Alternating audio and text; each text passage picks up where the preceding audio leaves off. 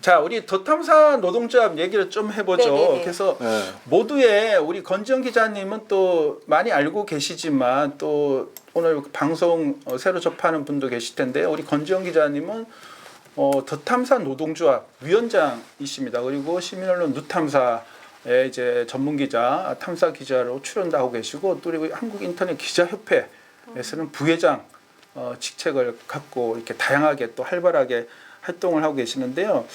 최근에 우리 더탐사 노동조합의 이제 행정소송 1심에서 2명의 언론 노동자가 부당해고 판정, 그러니까 중앙노동위원회의 그 판정이 인정되는 이제 1심 그 승소 네네. 판결을 받았잖아요. 맞습니다. 조금 이제 얘기해 주시죠, 상황을. 네, 저희가 이제 2023년 10월 20일에 경영권이 바뀌게 됩니다.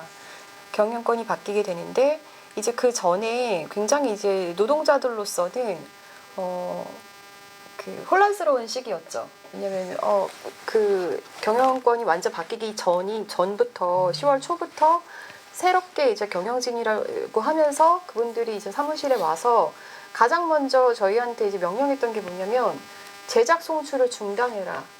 그리고 그 출근하지 말아라. 이런 것들이었어요. 그러니까 저희는 그때 이제 윤석열 정권 때였고 하루하루 그때도 이제 국감 전이었으니까 굉장히 이제 그 해야 될 것들이 많고 그랬는데 그런 명령을 수긍이 잘 안 되잖아요. 받아들이기가 어렵잖아요. 그러니까 저희 안에서는 좀 어려움들, 직원들이 굉장히 고민들이 많이 있었는데 그러던 중에 이제 그러니까 만약에 이제 회사가 어떻게 될지 모르니까 이제 불안한 직원들 중에 일부가 그럼 퇴사하는 게 낫지 않아? 라면서 이제 방송팀에서는 진짜로 그 퇴사를 결심해서 같이 사직서를 쓴 거예요. 근데 그 다음날 이제 노조회의를 저희가 열었거든요. 하면서 우리도 이 회사의 주인이고 우리가 이 회사의 어떤 그 취재들을 함께 이렇게 성과들을 이뤄냈고 좋은 보도를 이렇게 많이 했는데 우리가 그냥 손 놓고 떠나버리면 이거 어떻게 될지 모르지 않냐. 일단은 새 경영진들이 오면 거기랑도 한번 대화를 해보고 또 잘 해나갈 수 있으면 좋은 거고 뭐 이렇게 좀 얘기를 해서 일단은 그 사표 수리를 하루 만에 번복을 해서 이제 사직 철회를 했어요. 이제 그랬는데 저희가 이제 실제로 10월 20일 이후로는 이제 경영진이 진짜 바뀌었잖아요. 그러고 나니까 저는 그렇게까지 하실 줄은 저만 생각도 못했는데 아예 저희를 사무실에 진짜 발도 들이지 못하겠어요. 이제 그러니까 그때 이제 사직 철회를 해서 그러니까 그 사직서를 나눠 갖고 있었던 거예요. 그래서 어떤 그 다른 사람이 가지고 있던 거는 그건 폐기를 했고 근데 그 일부가 그 팀장님 서랍 속에 있었던 거예요. 그걸 폐기하지 못한 채 그냥 쫓겨나 버렸으니까. 근데 이거를 이분들이 그 경영진들이 나중에 발견한 거예요. 그 언제 발견했는지 모르겠지만 언제 저희한테 그 얘기를 했느냐. 저희가 이제 그러면서 사무실에도 못 들어가게 하고 막 이러니까 보도도 제대로 못 하고 있고 그러니까 이제 저희가 노동장에 이제 진정을 넣었거든요. 그러니까 이제 근로감독관이 나와서 이제 근로감독을 했는데 그때 이제 근로감독관 저희 담당자랑 팀장님이 오셨어요. 그래서 12월 5일 날 극적으로 저랑 이제 그 대표 그 당시에 대표가 같이 그 원직 복직에 합의를 합니다. 그러니까 저도 그때 대표를 처음 봤어요. 왜냐면 저희랑 안 만나주고 제가 계속 교섭 요청을 해도 막 전화도 피하고 제대로 응대를 안 해주니까 저도 그때 대표를 처음 봤고 심지어 다른 노동자들은 저쪽에 있어서 제대로 얼굴도 못 봤어요. 그때까지도. 그러니까 그 당시에 제가 같이 있었는데 이게 이제 그 합의서라는 게 뭐 권지현 위원장님과 그 당시에 열린공감 대표 간의 개인적 합의가 아니라 사실상 노조 대표와 회사 대표가 단체 협약을 한 것이나 다름없는 합의서를 체결한 거예요. 근로감독관 앞에서 앞에서. 복직 합의를 한 거예요. 그러면 그때라도 만약에 니네 근데 이거 사직서 있던데 이 사람들은 사직한 거 맞아요? 라고 저한테 물어본 적도 없었고 예. 뭐 그러니까 그랬는데 이전에 진행됐던 상황에 관해서는 뭐 일단 쉽게 말하면은 뭐 어찌됐든 간에 불문에 묻히고 네. 그 당시 기준으로 해가지고 원직 복직시켜가지고 이제 정상적인 회사 생활, 취재 보도 활동을 하기로 이렇게 합의를 하고 맞아요. 사인하고 네. 한 거예요. 그랬는데 그 다음날 저희는 이제 즐거운 마음으로 아 이제 드디어 출근할 수 있게 됐다 하고 회사를 가니까 못 들어오게 하면서 7명은 카페로 가서 대기 명령 그리고 2명은 니네 사직서 있었어. 그러니까 니네 사직한 거야. 일방 통보. 이렇게 됐던 거예요. 그래서 저희가 이제 지금 나눠져서 지금 소송을 심판을 진행하고 진행 있는 중인 거죠. 건데 그런데 일단 이 2명에 대한 게 행정 심판에서도 네 이거 부당 해고가 맞다. 근데 이렇게 본 게 판사도 이거 사실 되게 깔끔한 굉장히 명쾌하고 어떻게 보면은 되게 단순한 사건이거든요. 왜냐하면 사직 철회를 바로 했고 그거에 대해서 사실은 회사가 한 번도 물어보지 않았잖아요. 물어볼 수 있는 시간이 충분히 있었는데도 왜냐하면 저는 대화 요청을 계속했으니까. 그리고 보통 그 사직을 통보하더라도 그게 원래 서면 고지 의무가 있잖아요. 그러니까 이제 그것조차 지키지 않았다라고 판사가 명확하게 이제 얘기를 한 거고, 그리고 이제 사측에서는 주장한 게 그 당시 대표는 강진구 대표가 아니라 그때 김유재 대표라고 주장을 하는 걸 계속 끊임없이 그 주장을 펼치는데 사실상 그게 이사회가 절차 위반이라든지 어떤 문제가 있어서 그때 당시 10월 4일인가 그때 했던 이사회가 무효가 되고 10월 20일 그때 다시 하게 된 거거든요. 그러면은 그때까지는 유효한 거잖아요. 그렇죠. 강진구 대표가. 그런데 그리고 그래서 우리는 강진구 대표한테 사실상 그 이제 사직서를 냈다가 처리한 거고 그분들은 그 만약에 그분들의 논리라고 한다면은 낸 거 자체가 무효인 거예요. 그럼 강진구 대표가 만약에 그 당시 대표가 아니다. 낸 거 자체가 무효인 거잖아요. 그러니까 말이 안 되는 논리를 가지고 얘기를 하세요. 그리고 저희 단체 협약에 무슨 문구가 있냐면 이제 그 사직을 했다 하더라도 그거를 뭐 이제 그 다음 날부터 해서 연휴 뭐 만약에 빨간 날이 있다면 빨간 날 빼고 3일 안에 철회를 하면 그거는 적법하게 철회가 된 거다라는 그 단체 협약의 문구가 있거든요. 그러니까 이분들이 당연마저도 무효화를 하려고 무던히 애썼거든요. 그래서 저희 단체 협약이 체결이 된 건 그 10월 이전에 9월 22일이거든요. 그러니까 그 전에 솔직히 저희가 그렇게 될 걸 알고 그 문구를 썼겠어요? 그냥 제가 언론노조 표준안 보고 만든 거예요. 그 문구는 들어가 있던 거예요. 근데 이제 그런 것들을 계속 무효화하기 위해서 굉장히 애썼는데 사실 그 노동 정선수 씨 옆에 뭐 그날 저를 내쫓았던 분은 내가 무슨 노조위원장 선배야라고 하면서 뭐 굉장히 그 노조를 폄하하는 얘기들을 하셨는데 굉장히 이해할 수 없는 말들을 하셨고 어떻게 보면은 저는 지금 이제 그 사측에 변호사가 있잖아요. 그렇죠. 그 변호사가 이제 불쌍해요.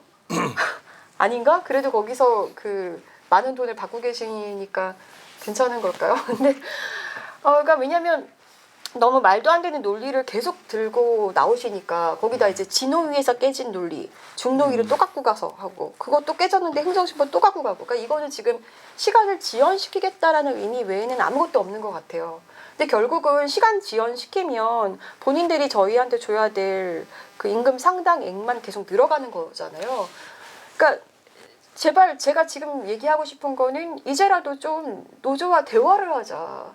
지금 사실 이제 저희한테는 상처밖에 안 남아 있어요. 왜냐면 저희가 썼던 기사 다 내려버리고 뭐 제 보도 정말 열심히 한 보도였고 굉장히 그 좋은 보도라고 그 선배들도 많이 칭찬해 주셨던 보도인데 그거 그냥 정정 보도 해버리고 그래서 그 제보자분들이라든지 그 지역에서 제 보도 보고 힘을 냈던 분들 진짜 마음에 상처 그렇게 주신 거고 그래서 저는 이런 거에 대한 책임은 계속 물어야 된다고 생각하고 끝까지 물을 생각입니다. 네. 네, 그 두탐사 노동조합 명칭은 법상 규정이 뭐 회사의 법인명이 바뀌던 이런 상황에서 왜 열린공감 TV 노조가 아니고 두탐사 노동조합이냐 이런 얘기가 있는데 법상요 그 노동조합의 명칭을 정하고 뭐 바꾸나 또 유지하고 할 수 있는 건 노동조합에서 결정하는 문제잖아요. 네, 그렇기 원래 때문에 정말 그 조합 이름이 회사명과 전혀 상관없는 조합들도 있어요. 네. 그래서 두탐사 노동조합 명칭을 법상으로 합법적인 명칭으로 유지를 하고 있고요. 다만 소속된 회사 법인 명칭이 현재 이제 열린공감 주식회사 열린공감 TV 아닙니까? 그래서 우리가 여러 차례 이 얘기를 했음에도 불구하고 다시 한번 강조하고 거듭 촉구하는 이유는 이재명 대통령도 국무에서 밝혔고 또 노동부 장관도 얘기를 했지만 그거를 좀 잠깐만요. 오디오 그거를 좀 닫으셔야 될 것 같아요. 노트북을 카톡 부분 거기서 아니, 카톡 울림 없어요. 있는 것 같아요. 지금 어때? 그래서 임금 체불이나 노동자에게 근로자에게 부당해고는 살인 행위나 다름없잖아요. 그래서 국무회에서 임금 체불 조속히 해결하라 방안 마련 지시도 했고 노동부에서도 적극 나서고 있는 상황입니다. 그래서 우리 지금 더 탐사 노동자 권지원 위원장님을 비롯해서 9명의 언론 노동자가 겪고 있는 상황은 비단 그 더 탐사 노동자 그러니까 일용관 TV의 문제이기도 하지만 우리 사회의 문제예요.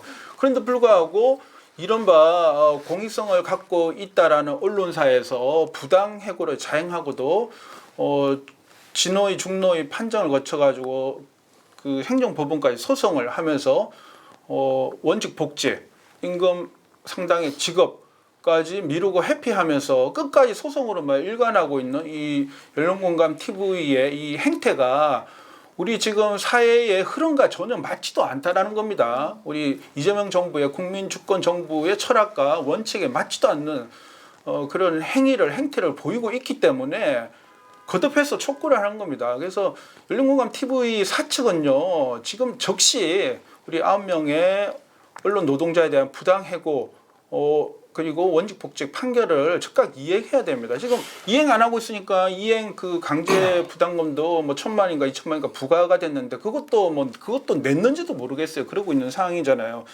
다시 거듭 촉구한다 말씀드리고요. 그러다 보니까 소송을 하는데 소송비가 많이 들어가니까 위원장님 우리 권지현 기자께서는 최근에 소송비 마련을 위해서 인형눈 알바까지 뛰었다고 하시더라고요. 그러니까 그걸 하려고 했는데 무슨 또 에피소드가 못했어요. 있었다면서요. 그러니까 무슨 일인 거냐면 저희가 이제 그 소송비가 생각보다 많이 들어가는 게 이 인당으로 책정이 돼요. 그래서 사실 그 저희 노무사나 변호사님들이 저희를 생각해서 좀 싸게 해주셨는데도 불구하고 저희 입장에서는 이제 부담스러운 액수죠.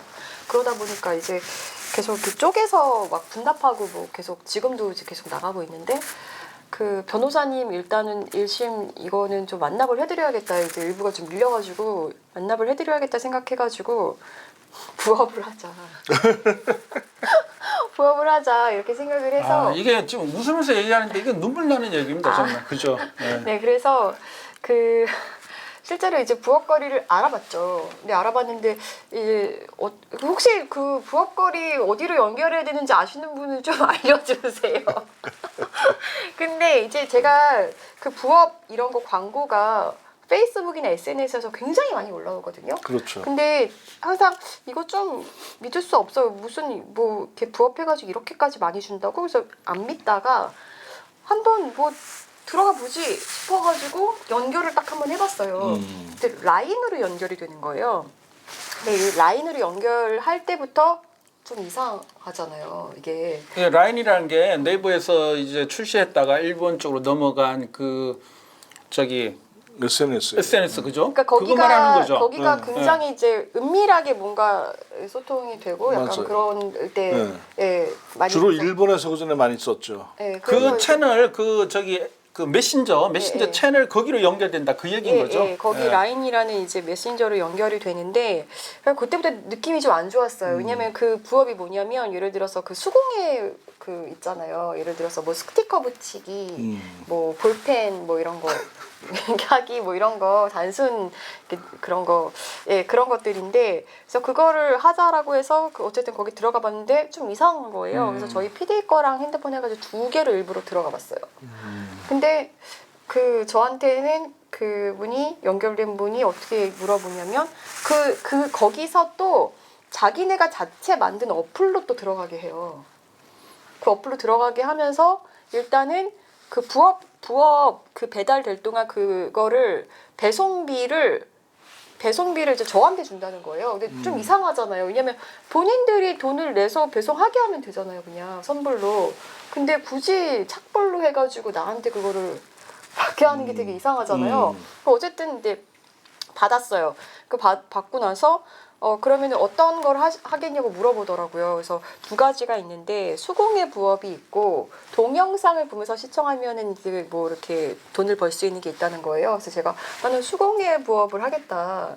라고 했는데 결국은 그 동영상을 보게끔 만들어요. 어떤 식으로 얘기를 했냐면 저한테 근데 이거 배달되는 동안 이제 시간이 걸리기 때문에 그리고 이거를 하고 먹튀하는 사람들도 있다. 받아놓고 물건을. 그래서 당신이 얼마나 이 부업을 할 수 있는 시간적 여유가 있는지를 알아보기 위한 테스트라고 생각해라.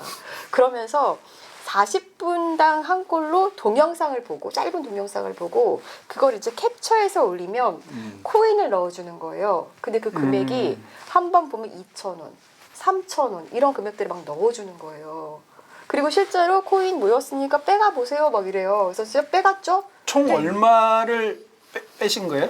그래서 저는 그쪽에서 넣어준 배달비랑 해가지고 총 한 7만 원 정도를 뭐 벌었는데 어마무시한 금액은 아니네요. 그죠? 네네. 근데 어쨌든 결과적으로 범죄 수익금 7만 원을 제가 범죄 가져왔기 수익금 때문에 7만 원을 경찰에서 좀 관심 뺏어왔다. 가져주시면 제가 그 증거로 드리겠습니다. 그러니까 이 소송이 마련을 위해서 부업 알바에 뛰어들었는데 막상 부딪혔고 보니까 이상한 업체인 듯 네네. 했다. 이 그쵸. 얘기인 근데 거죠. 여기까지만 해도 사실 이왕 들어갔으니까 얘네가 어떤 데인지를 알아야겠는 거예요. 그래서 탐사 보도 또 기자의 기질이 발동됐네요. 아니 그래서 그 일단은 아니 부업만 하시지 또 취재까지 하셨네. 아니 일단은 제가 일부러 그래서 하루를 열심히 해본 거예요. 얘네가 도대체 뭐가 있을 텐데라고 해서 하루를 열심히 해본 거예요. 근데 다음 날이 되니까 아니나 다를까 다른 방으로 옮겨줘요. 근데 그때부터 좀 제가 이상해서 계속 꼬치꼬치 물어봤어요. 여기 업체 명이 뭐냐? 그랬더니 한 군데서는 유튜브 LLC라고 하고 한 군데서는 이상한 그 무슨 그 창업 무슨 공간 뭐 이렇게 해가지고 하나를 알려주더라고 작은 회사 이름을. 근데 그 제가 아니 유튜브 자회사가 혹시 이런 일을 한다고요? 물어보니까 IT의 세계를 잘 모르시는군요. 이러면서 막 계속 쓰고 그래서 저도 약간 그냥 바보인 척 그렇군요. 그랬어 그냥. 그러고는 계속 이제 꼬치꼬치 물어봤죠. 그러니까 얘네도 근데 얘네가 생각할 땐 제가 그러니까 뭔가 할 듯한 것 같으니까 계속 그 유인을 한 거네요. 하는데 그래서 계속 결국은 자기를 증명하기 위해서 자기 막 주민등록증도 막 저한테 확인해주고 막 이랬어요. 근데 나중에는 막 지우라고 그러고 저한테 막 난리를 치고 막 이랬는데 그들도 이상한 낌새를 느꼈군요. 나중엔 알고 너는 영원히 우리의 블랙리스트야 이랬어요. 근데 아니나 다를까 그때쯤에 어떤 일이 벌어졌냐면 그 다음날 옮겨간 이제 방에서는 동영상을 올리다가 이제 어떤 일들이 발생하냐면 그 얼마 예를 들어서 5만 원, 10만 원, 15만 원, 20만 원 이렇게 넣을 수 있는 금액들을 넣어줘요. 그러면 그거에 대한 이자가 얼마 붙어서 이렇게 준다. 금액별로 이렇게 나오는 거예요. 그러니까 딱 각이 나오잖아. 이거 나중에 이렇게 해놓고 안 주는 거구나. 안 주는 그러니까 시스템이구나. 돈을 내라. 그러면 그 이자를 이렇게 준다. 그게 저 금융다단계 비스무리하게. 네네. 그래서 그 두 개의 라인으로 들어갔는데 한 군데서는 그 어떤 소규모 업체를 알려줬잖아요. 그래서 거기에 전화해봤더니 자기네들 너무 억울한데 지금 자기들한테 피해봤다고 전화가 너무 많이 온다. 뭐 수천만 원씩 피해봤다는 사람들도 있고 뭐 근데 이제 거기도 좀 답답한 거는 그러면서 이거 경찰 신고도 됐다 하더라라고 얘기하는데 제가 보면 거기 이제 신고된 경찰서에 저도 같이 신고하려고 물어보는데 사실 협조적이지가 않았어요. 그래서 그게 좀 답답하더라고요. 왜냐하면 권 기자님이 수익금이 7만 원이 생겨가 그런 거예요. 반대로 이제 손실금이 뭐 수백 수천 이렇게 됐다라면 이제 범죄 피해자로 쓰이고 신고가 되는데 정말 아니 그 자기들도 피해자라고 하는 그 업체에서 생각보다 자기네들도 피해봤다고. 예 하는 업체에서 사실은 조금 더 적극적으로 그들이 얘기해주면 적극적으로 좋을 텐데 어필했다면 그죠. 그러질 않더라고요. 그리고 뭔가 이상하네요. 예. 네, 그리고 이제 그 어쨌든 그래서 1차로는 이렇게 이제 마무리가 됐는데 이제 부업의 꿈은 물 건너가고 아니요 네. 그렇지 않습니다. 제가 근데 그거를 그래서 나중에 찾아보니까 이게 올해 초에 기사가 꽤나 나왔었더라고요. 부업 사기 해가지고. 부업 사기. 근데 그렇게 기사가 많이 나왔음에도 불구하고 제가 지적하고 싶은 건 뭐냐면 네. 페이스북에 지금도 광고가 계속 떠요. 지금도 제가 그거에서 신고 계속 눌렀거든요. 그런데도 지금 신고를 계속 누르는 저한테도 계속 뜨는 거예요. 그러니까 이게 없어지지 않는다는 얘기고. 그러면요 네. 잠깐만요. 혹시라도 우리 방송을 대통령실에서 보고 있다라면 혹시라도 이재명 대통령이 보고 있다라면은 지금 이번에 캄보디아 사건 나면서 우리 홍보수석 이규현 수석이 브리핑됐지만 이제 캄보디아 이 부업 있잖아요. 이런 것들하고 그 구인 이런 거 유인하는 광고들 다 이제 삭제하고 블라인드 처리하게끔 해당 업체와 뭐 또 정부기관 경찰청 등 협조해가지고 진행시키라고 했잖아요. 그리고 동남아 전체까지 했는데 제가 봤을 때는 일리가 있는 지적이에요. 지금 우리 국내에 특히나 일자리가 없거나 어려운 상황에 처해 있는 청년이나 뭐 이렇게 시민들을 유인해가 하는 부업 중에서 부업 사기, 그러니까 실제로 일어나고 있잖아요. 그러니까 거기도 이제 모집책들이 있는 거잖아요. 어쨌든 저랑 연결돼서 대화했던 분들 계시잖아요. 근데 제가 그분들하고 대화하면서 되게 속상했던 부분이 뭐냐면 제가 계속 꼬치꼬치 물어보니까 뭐라고 얘기했냐면, 그러니까 한마디로 그거예요. 너 왜 이렇게 말이 많니? 어쨌든 너 이거에서 돈 버는 거잖아. 그래. 그리고 네가 그렇게 해줘야 나한테도 돈이 많이 그렇지. 들어오는데 너 좀 잠잡고 해줄 수 없겠니? 이런 얘기를 하는 거예요. 너 왜 그래 튀어? 너는 왜 독한 기자야? 이 얘기네, 어차피 그죠? 돈만 벌면 아, 되는 거잖아. 맞아요. 진짜 이런 취지의 얘기를 계속 하는 거예요. 근데 저 거기서 정말 문제의식을 크게 느꼈어요. 예. 네. 그러니까 제가 왜냐면 그런 얘기를 물어봤거든요. 이런 식으로 나눠주면은 이거 남는 게 없을 텐데 뭘로 수익을 창출하세요? 막 이런 거 계속 물어보니까 왜 계좌들 입장에서 돈만 벌면 되지 왜 이런 걸 물어봐. 이렇게 네, 생각하는 우리 그 권지영 기자가 대통령실에 말합니다. 지금 브리핑하고 있는데요. 우리 청년, 특히나 청년청, 우리 시민들을 선량한 시민들을 상대로 부업 사기 네. 지금 실제로 벌어지고 있고 하고 있습니다. 이 부분도 한번 체크를 해서 이거 심각한 것 같아요. 왜냐하면 대책을 그래서 좀 세워주십시오. 경찰청 그 홈페이지 같은 데 들어가 보니까 엄청 그 피해자들 글이 많이 올라오더라고요. 네. 그래서 이거 지금 되게 심각한 상태인 것 같고 올 초부터 보도가 났는데도 불구하고 계속 기승을 부린다는 거는 이게 그러니까 그런 거잖아요. 이 사람들이 사실 저도 이제 뭔가가 절박하니까 이런 곳까지 찾은 거잖아요. 사람의 그 절박함과 대부분 다 절박한 사람들인 거예요. 네, 사람의 어떤 절박함과 플러스 약간의 그 욕심 이런 거를 자극하는 건데 그나마 하게 이제 되면- 저는 빨리 눈치를 채고 맞습니다. 오히려 그분들의 범죄 수익금을 제가 7만 원을 가져오는 바람에 내가 그거 돌려주겠다고 빨리 만나자고 그러는데 안 만나주더라고요. 그래서 똑똑한 기자입니다. 예, 우리가 얘기를 하다 보니까 자연스럽게 캄보디아 사건까지 연계되는 부분이 있는데요.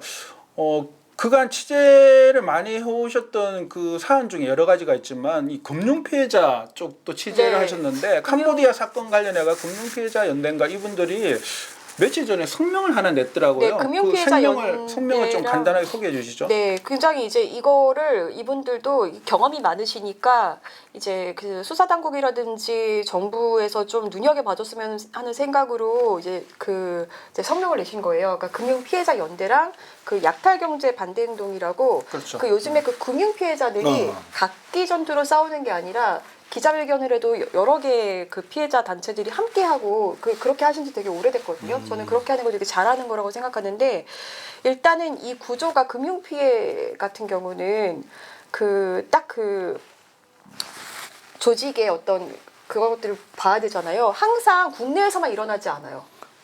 그렇죠. 아니, 항상 그러니까 국내에서만 일어나지 않아요. 해외 국내보다는 주로 해외에서 벌어지는 왜냐면 거죠. 자금 세탁을 해도 거기가 그러니까요. 더 유리할 거고 그러니까. 근데 왜 한국에서 그런 금융 피해가 많이 일어나느냐? 사실 사법부의 문제인 거예요. 사실 그런 어떤 사법부에서 제대로 제대로 된 어떤 그런 사람들에 대해서 철퇴를 안 내리니까 손방망이 네, 손방망이 처분을 하는 거죠. 하기 네. 때문에 한국의 그 금융 피해가 함께 같이 일어나는 건데 이 구조를 보면 항상 이렇게 됩니다. 많은 그 금융 피해, 그러니까 여기 지금 단체에서 성명에서도 썼는데 두목이 있고 그 두목은 외국인인 경우가 많이 있어요. 두목이 있고 한국인 총책이 있어요. 그리고 한국의 모집책들이 있어요. 모집책들. 예. 그러니까 이거를 제대로 근절하려면 한 명 한 명. 그러니까 이런 거 대부분 다단계 구조잖아요. 그렇죠. 그렇기 때문에 항상 피해자가 가해자 되는 경우가 많이 있거든요. 맞아요. 근데 중요한 거는 얼마나 자기의 자발성이 있었느냐 없었느냐 그걸 중요할 텐데 그걸 일단은 가리는 것도 중요하지만 한 명 한 명 조사를 아주 면밀하게 해야 됩니다. 그래야지 모집책이 어떻게 형성이 되고 어떤 구조로 유인을 했고 이거를 확실하게 알 수 있잖아요. 그렇게 해서 가야 되는 거고 그리고 이제 이 금융피해자 연대에서 또 강조하는 게 뭐냐면 이 두목은 외국인인 경우가 많잖아요. 그렇다 하더라도 한국에 피해를 줬기 때문에 한국으로 송환해서 조사하고 이거를 처벌할 수 있어야 된다. 이렇게 주장하고 계세요. 한국법에 의해서. 그렇죠. 그리고 이걸 제대로 하기 위해서는 반드시 사법개혁이 중요한 거예요. 왜냐하면 이런 금융 피해가 일어날 때 예를 들어서 제가 그때 그 윤석열 코인이라고 했던 그 코인 관련해서 보도한 거 관련해서는 좀 수사도 제대로 뭐 흐지부지 제대로 안 되고 있고 뭐 그쵸. 그 IDS 홀딩스 같은 경우는 그 검사가 그 범죄자들 그 IDS 홀딩스 주범을 돕는 범죄자들이 그 방에서 모의를 하고 그 범죄 수익금을 은닉할 수 있도록 도와준 셈이 됐어요. 방치한 거죠, 그죠? 방치한 거를 넘어서서 방치한 적극적으로 정도가 아니고 협조를 봐줬다. 한 거예요. 네. 협조를. 왜냐면 그 방에서 전화해가지고 외부인이랑 통화하면서 그 피해자 단체 와해시키는 거 논의하고 이러고 있었거든요. 네, 최소 눈 감아줬거나 적극적으로 방조하거나 한 그런 상황들이 아니, 실제 계속- 벌어진 거 아니에요, 그죠? 네, 이거는 말이 안 되는 일들이 벌어졌던 거고, 그리고 사실 이런 분들 뭐 몇 년형 이렇게 나와도 금방 막 보석으로 풀려나기도 하고 그러는데. 그리고 뒤에서 이 백이 뭐 감옥 생활 이런 것도 다 편의를 봐주고 그죠? 네, 그리고 중요한 건 뭐냐면 이분들은 항상 전관 변호사를 쓰잖아요. 맞습니다. 근데 예. 그 누구 돈으로 쓰는 거예요? 피해자 돈으로 쓰는 피해자 거거든요. 범죄 수익금으로 네. 쓰는 거죠. 그래서 범죄 수익금을 이제 그 가해한 이 피의자들의 그 변론 변호비로 사용하지 못하게끔 원천 그 뭐죠 이거 박탈을 하거나 이게 필요하다고 이민석 그죠? 네, 이민석 네. 변호사 맞죠? 여러 차례 얘기를 했는데 저도 뭐 여러 번 얘기도 듣고 했습니다만은 네.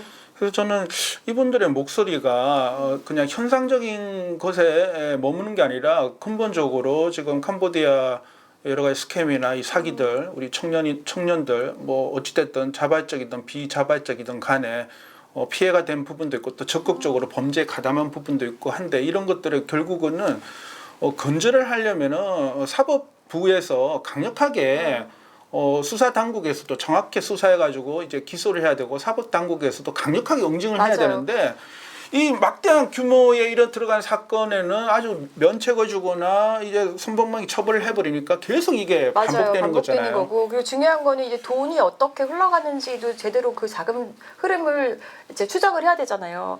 당연히 이제 국내 은행들 중에서 엮여 있는 것들이 있을 수 있어요. 그렇죠. 네, 그런 것들 제대로 추적을 해서 네, 범죄 수익금들의 흐름 네. 이런 것들 좀 차단할 수 있어야 된다. 네. 뉴스해야 되고, 네. 소송비 마련을 위해서 인형은 알바라도 해야겠다라고 뛰어들었다가 탐사 취재까지 하게 됐던 우리 건지영 기자님 사연을 들으니까 또 정말 마음이 아픕니다. 근데 이거 사실은 보도를 어디 가서 하고 싶은데 그 또 유탐사에서 하기에는 또 성격이 안 맞는 것 같고 해서 고민 우리 중이에요. 뉴스엠부에서 네. 정말 취재 뭐죠 이거 체험 취재기라고 해야 될까요?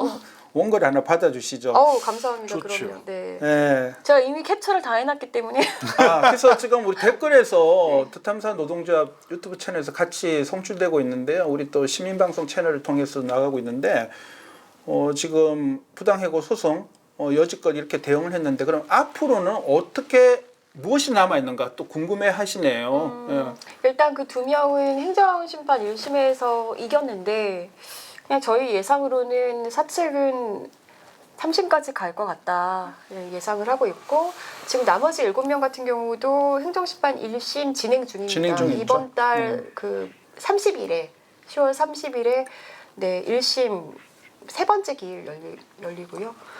아마 올해 안에 그것도 결론은 나겠죠. 10월 30일이잖아요. 제가 그때는 이제 경주 에이펙 취재를 가는 기간이라서 제가 법정에 같이 이렇게 연대하러 네, 가야 네, 되는데 좋습니다. 그날은 못 갈 것 같아요. 마음은 함께라서 우리 저희 건지현- 변호사님께서 한국 인터넷 기자협회 이렇게 끈끈하냐 그래서 네. 건지영 기자님과 우리 노동조합 분께 미리 양해 말씀 구합니다. 정말 마음이 아프네요. 아니 근데 그 소송 그 사실 그 당사자가 열린 공감 그쪽이죠. 네네. 그럼 뭐 그 전에 그런 얘기 있었잖아요. 뭐 그분이 그 저 노무현 뭐 전 대통령님을 뭐 몇 차례 만나고 담배를 가장 많이 이렇게 나눠 피우고 그런 주장을 했죠. 영상까지 있는데 그게 사실이 아닙니까? 그러기가 힘들걸요. 일단은 뭐 제가 직접 확인한 바로는 참여정부 출신의 여러 인사들이 있지 않겠습니까? 네, 그렇죠. 그런 주장에 관해서 황당하다 얘기뿐만 아니라 매우 불쾌하고 정말 황당하고 불쾌하다 그런 반응들을 그런 보였는데요. 얘기였습니까? 직접적으로 한 분만 얘기할까요? 노무현 대통령의 그 전속 사진사 장철영 장철영. 사진사 우리 또 청와대 또 출입했던 또 우리 언론계 후배잖아요. 네, 그렇죠. 이런 표현을 쓰더라고요. 노무현 대통령은 당시 재임 중에 비서관들이 거의 24시간 내내 같이 붙어 있었기 계속 때문에 독대를 거의 있었죠. 안 하셨죠. 그리고 노무현 대통령이 직접 4대 권력기관장 포함해서 독대는 없다라고 얘기를 단언을 했고 실제 그랬었죠. 안 했습니다. 그리고 독대라는 거는 제가 알기로는 한두 차례 정도 있었지만 그것도 비서관이나 이렇게 다 있는 자리에서 이루어진 거지 누구 말대로 뭐 열 몇 번씩이나 18 독대를 하고 담배를 가장 많이 필려줬다 이런 얘기에 관해서 하여튼 그 전속 사진사의 얘기는 이런 거였습니다. 24시간 비서관이 있었는데 어떻게 그게 가능하냐. 한마디로 황당하고 말도 되지 않는다는 그런 얘기였는데 그거는 그렇고요. 거기서 중요한 거는 그분보다 오늘은 이제 아까 이 독자가 질문하신 부분 앞으로 되게 어렵게 걸어왔고 또 이제 이 상황을 극복해서 원직 복직도 돼야 되고 할 일이 앞으로 남아 있는데 그 부분에 대한 계획을 물으셨던 거고 또 힘듭니다. 그래서 지금 이게 2심으로 항소하게 되면 2심 가고 또 대법까지 가고 이런 상황이 벌어지는데 이게 앞으로 1년이 걸릴지 6개월이 걸릴지 알 수가 없습니다. 빨리 끝나야 되는데 그 기간 동안 우리 더 탐사 노동자 특히나 우리 권지현 위원장님 포함해서 이게 견뎌내기가 쉽지 않아요. 그래서 저는 조만간에 우리가 인형 눈 붙이는 것도 중요한데 눈을 붙이지 않더라도 우리 더 탐사 노동자 도울 수 있는 방안을 좀 구상해가지고 생각을 한번 해보죠. 우리 인터넷 기자협회 차원에서 함께 실행을 하겠다는 그런 말씀을 드립니다. 저는 개인적으로 협회가 없었다면 여기까지 못 왔을 것 같아요.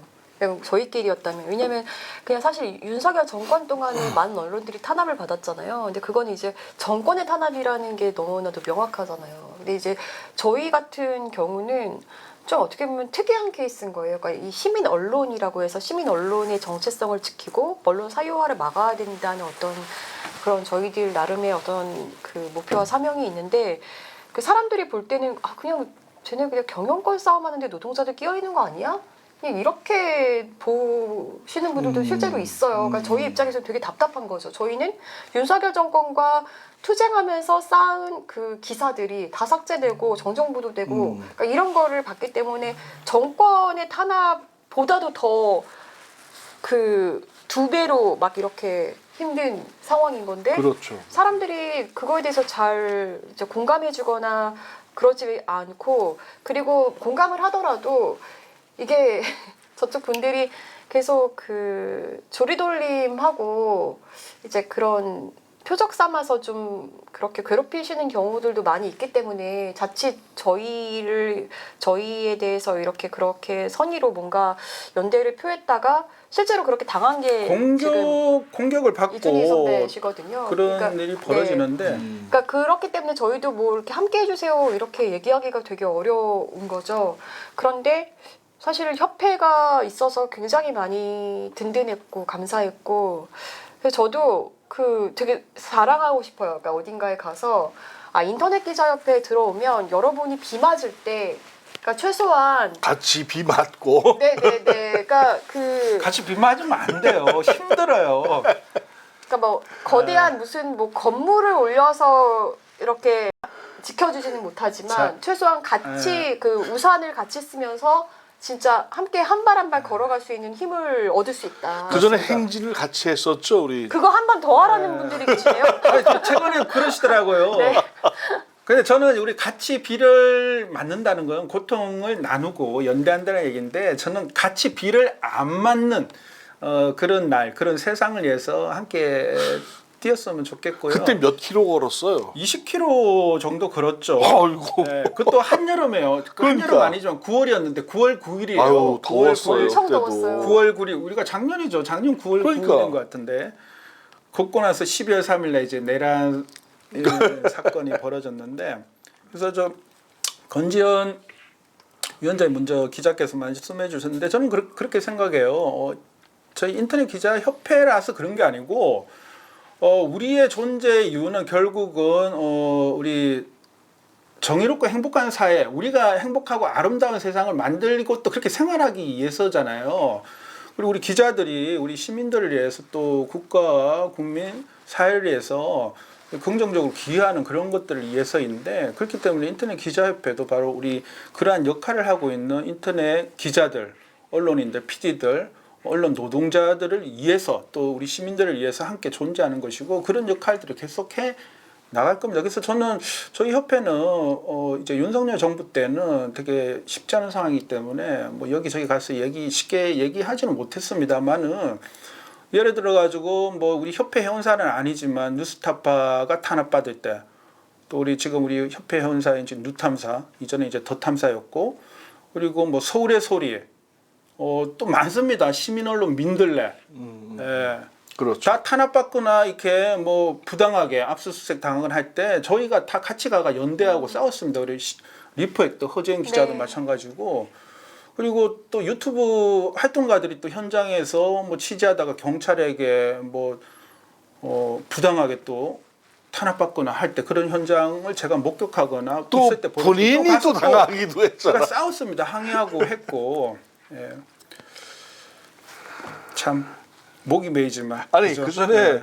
저 한덕수 총리 아유, 그 저 그건 뭐, 이태원 그 일일이 때에 얘기하기 힘들어요. 그때 아주 어려워요. 조리돌림 당해가지고 몸 그랬었죠.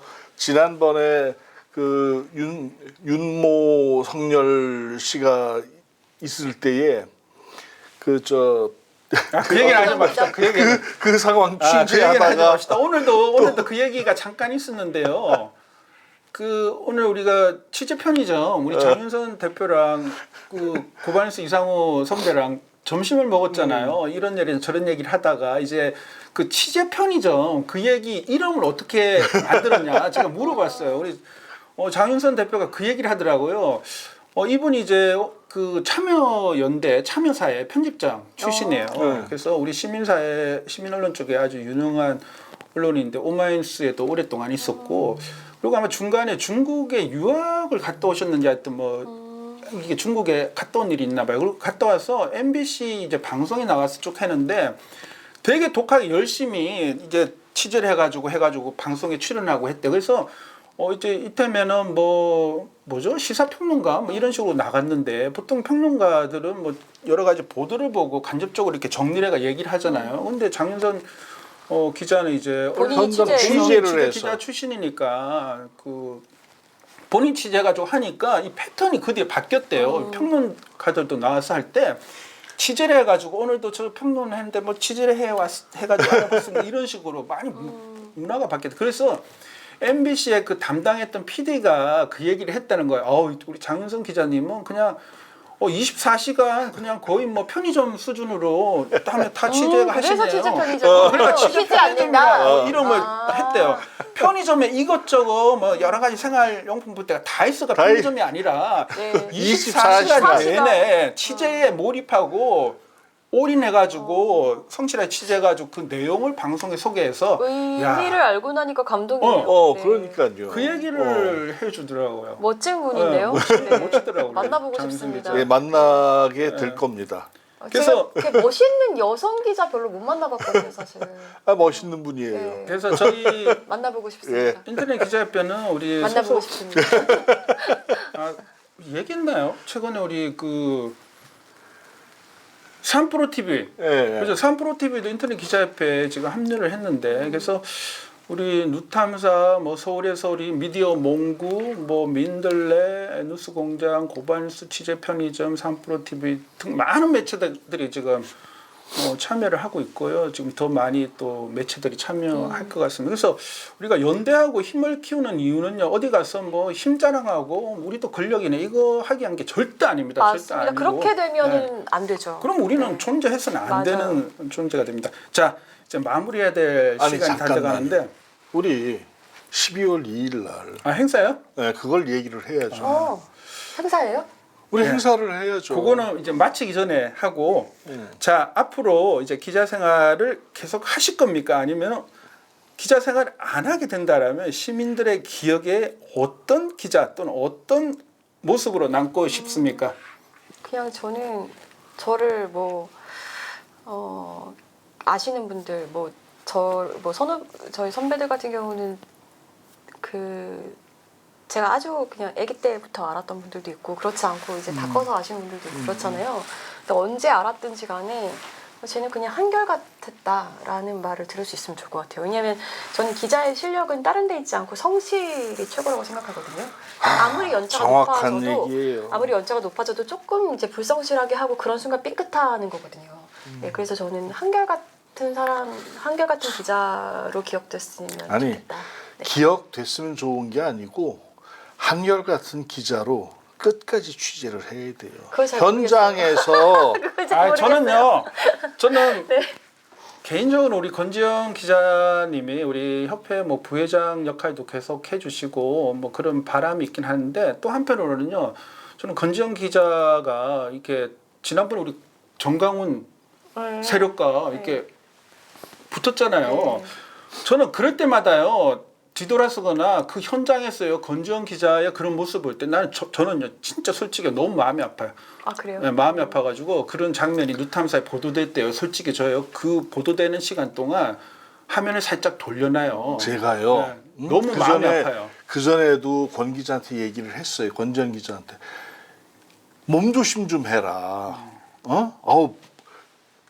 보고 있길래 겁이 난다. 근데 사실은 그 제가 저 때문에 힘든 분들 그분들이 더 생각하셔도 되긴 해요. 왜냐면 저는 항상 얘기하는 게 죄 지은 놈이 겁내고 죄 지은 놈이 힘들어야지 왜 내가 힘들어라고 얘기는 하거든요.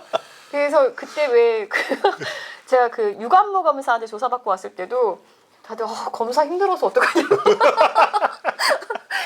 그랬기 때문에 네. 근데 그 마음은 제가 너무 알겠고 너무 감사합니다. 네. 제가 정말 그 예전부터 물론 이제 제 주변에 지금 이제 좋은 선배들 되게 많은데요. 저 선배복 없다는 말 진짜 많이 들어봤거든요. 근데 제가 그 1번으로 왜 나 이주희 선배 있어. 그 전용선 선배 그리고 지금 뉴탐사 선배들도 그렇고 되게 제 주변에 생각해보면 또 좋은 선배들이 많이 있었어요. 예전에도 그랬고 지금도 그렇고. 네. 그래서 제가 너무 마음이 아픈데 저는 그래서 우리 권지영 기자께서 좀 더 편안하고 좀 따뜻한 곳에서 생활하고 본인의 능력을 10분 발휘할 수 있는 그런 환경이 빨리 주어지고 찾아왔으면 싶은 바람이 있습니다. 만약에 기자 생활 계속 한다면 좀 안정적인 환경에서 좀 하다 마무리할 수 있었으면 좋겠다라는 근데 바람이 탐사 좀 보도에서 과연 안정적이고 그러니까 안정적이라는 편안. 게 제가 지금 프리랜서 신분이잖아요. 그러다 보니까 조금 지금 이제 생활적으로 좀 이제 안정이 안 되는 부분들이 좀 있어서 이제 그런 부분들이 좀 안정이 된 상태에서 취재를 할 수 있었으면 좋겠다라는 부분인 거죠. 네. 여담인데요. 이 겨울 얘기를 하길래 아까 우리가 점심을 먹고 나서 이제 카페 가서 차를 한 잔 먹는데 빵을 자르는데 이게 제가 이게 잘 안 돼요. 그랬더니 결을 직각으로 이상호 자르려고 선배가 줘봐 해더니 가져가시더니 이렇게 멋있다. 하니까 뭐라고 얘기를 한 거예요. 네. 내가 이야기를 하나 해줄게 하면서 옛날에 어떤 뭐 조폭에 조폭을 만나가 얘기를 했는데 그거 하실 때는 결을 따라가지고 이렇게 하셔야지 그 얘기를 들었다. 그래서 저보고 보니까 빵이 있잖아요. 저는 이렇게 요렇게 잘랐는데 빵이 요렇게 가로로 길게 결이 있더라고요. 네네네. 그렇게 딱 자르시니까 빵이 수월하게 잘리더라고요. 그래서 근데 저도 썰고 자르고 쏘는 거 되게 잘하는 거예요. 제가 갈고. 결의 중요성을 느꼈는데 오늘 여기 와서 오신다고 해서 여기를 이제 물티슈를 한번 닦고 있다가 요 결이 있는데 제가 가시에 찔렸어요. 어머. 그래서 제가 보고 아까 결을 조심하라고 했죠. 결을 따라. 예, 우리는 결을 따라 살아야 됩니다. 우리 정말 탐사보도 기자가 존재하는 거, 이 결이라는 건 바로 우리 시민들이잖아요. 올바르게 우리 대한민국의 발전을 위해서 헌신하고 있는 많은 또 그 노동자들, 전문인들, 또 각계 청들이 있는데 그런 우리 국민의 바람을 이제 대신하는 게 우리 또 탐사 기자고요. 아까 뭐 얘기했죠? 그래서 우리 협회가 조금 더 우리 도탐사 노동자를 포함해서 우리 협회 소속사뿐만이 아니라 인터넷 언론의 발전 권익을 위해서 더 열심히 뛰도록 하겠습니다. 그래서 저희가 올해 이제 창립 23주년 행사는 지금 추석도 있고 국감도 있고 해가지고 조금 뒤로 조정해서 12월 2일 날 그 프레스센터 18층, 네. 20층 아닙니까? 18층이요. 18층인가요? 서울 기자클럽. 이 서울 기자클럽이요. 예전에 외신 기자클럽인데 이름이 바뀌었습니다. 행사를 준비를 하고 있고요. 또 별도로 또 알려드리도록 하겠습니다. 그리고 뭐죠? 끝내기 전에 우리 두탐사 노동조합 지금 힘든데요. 우리 두탐사 노동조합 유튜브 채널이 있거든요. 꼭 구독, 좋아요, 또 알림 설정 부탁드리고요. 거기 게시물인가요? 거기 들어가면 또 후원 계좌도 있습니다. 노동조합이니까요. 노동조합. 또 이렇게 하면은 또 뭐 이걸 가지고 또 뭐 하는 분들이 있긴 하는데요. 정말 제발 그러지 마십시오. 이거는요, 우리 유튜브 채널들은 다 자발적 구독료 이거잖아요. 후원이 아닙니다. 보신 만큼 마음에 드시면 자발적 구독료. 이렇게 좀